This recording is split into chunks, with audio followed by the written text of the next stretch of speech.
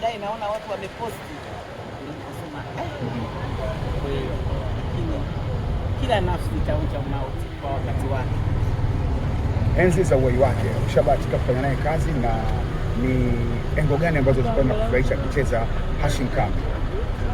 Alikuwa mara nyingi alikuwa anacheza kama baba mtu mzima, nilikuwa naye nilikuwa naye sehemu nyingi, kwa hiyo wote tulikuwa na Dr. Almasi, kwa hiyo tulikuwa kama wanafamilia.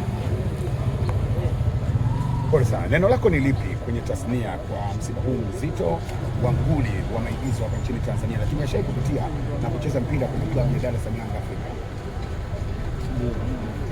Mtoto wangu mimi kila siku nasemaga tupendane, hakuna anayejua kesho yake. Ukweli huu wimbo naimbwa na upenda sana. Upio? Hakuna anayejua kesho yake. Kesho ya mtu ni fungu.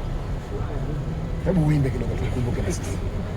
Usimdharau nini sauti sio, lakini naupenda sana. Maana kesho ya mtu ni fungo, siri hii ya kifo anaijua Mungu. Jana tulikuwa wote salama, leo hatuko naye. Ni siri kubwa sana Mwenyezi Mungu ameiweka kwenye kifo. Pole sana. Asante, nashukuru. Dr. Almasi ni mmoja kati ya wasanii wazuri na wakubwa hapa nchini Tanzania, na ni msanii ambaye unatajwa kwamba kipaji chako ni kikubwa. Baada ya kupata taarifa ya kifo cha marehemu Hashim Kambi, hebu niambie nini ulifanya?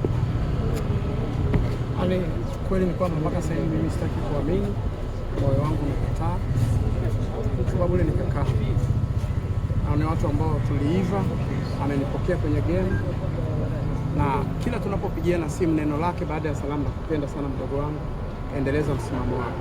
Sasa sijui ni msimamo gani yeye ndo anajua, ila neno lake nakupenda sana, na mimi namwambia nakupenda sana. Kwa hiyo tuna desturi tusipoonana kwa muda wa mwezi mmoja, miezi miwili, lazima tupigiane simu. Na mara mwisho mimi niongea naye nikiwa Arusha, mimi ndio nilimpigia kama nimekumiss bro, akasema nimefurahi sana na mimi pia nimekumiss mdogo wangu, nakupenda sana.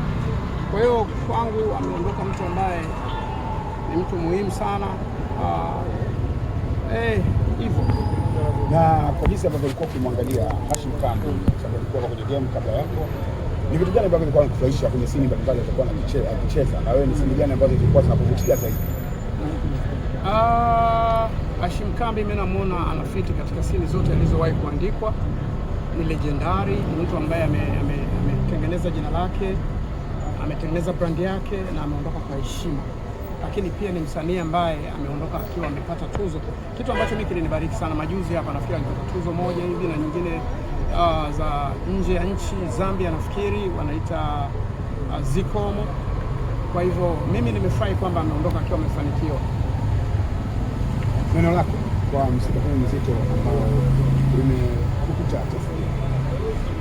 Nimetoka kuongea na watu sasa hivi kwamba jengeni misikiti mtakapojenga, jengeni makanisa mtakapojenga, lakini ibada kuu ni upendo.